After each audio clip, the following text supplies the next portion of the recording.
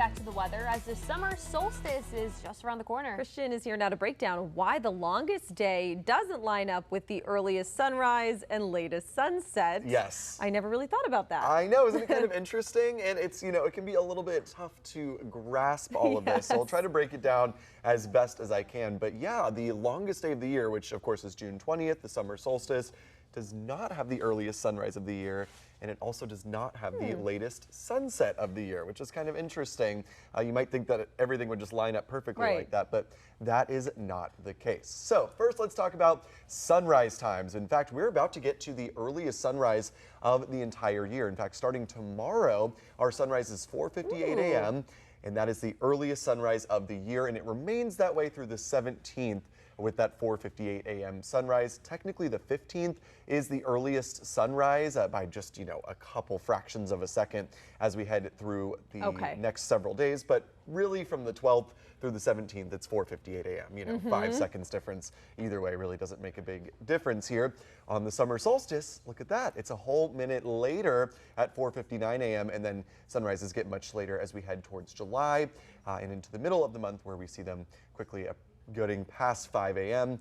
And towards 5:15 a.m. Now, interestingly, with the sunset, the latest sunset does not occur until June 26th. Of course, that's 6 days after the solstice, and we get to enjoy those late sunsets all the way through July 1st. So the whole rest of June after that has the sunset at 8:26 p.m. And of course, it's pretty late right now as well. So yeah, it's kind of nice that it gets extended. Even though the sun is coming up a little later in the morning, the sun still stays out later at night as we head into July. So the days are still getting a little shorter, of course, after the solstice, but we keep those late sunsets around. So why is this the case? Why is the earliest sunrise before the solstice and the latest sunset after the solstice? Well, it all has to do with the orbit of the Earth around the sun. Now, on the summer solstice, on June 20th, which is this year happening at 10:41 p.m. exactly for the summer solstice, of course, the northern hemisphere is tilted towards the sun, so we get the longest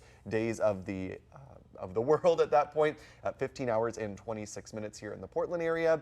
And of course, after that, the Earth gradually tilts back away from the sun towards the winter solstice, and we get 8 hours of daylight, 8 hours and 55 minutes of daylight on the winter solstice. So we have a long fall after the summer solstice. But again, this all comes down to the orbit of the Earth around the sun and its tilt towards the sun. Again, summer solstice, still the longest day of the year, but why the sunrise and sunset doesn't line up with that is because of the orbit of the Earth. It is not a perfect circle. So because the Earth has an elliptical orbit around the sun, it sort of varies throughout the year. So it sort of shifts that sunrise and sunset around the solstice just a little bit. And that axis tilt also varies a little bit from year to year. So these little tiny variations in the Earth's orbit and the tilt of the axis as it rotates around the sun causes that shift in the sunrise and the sunsets. And so for that reason, we get those late sunsets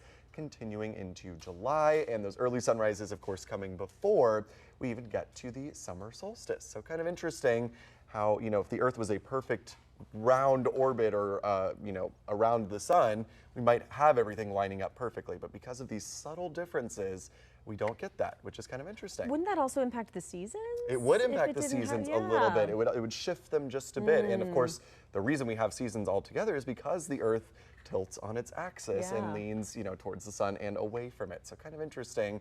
If we tweaked with the tilt, obviously we wouldn't have seasons.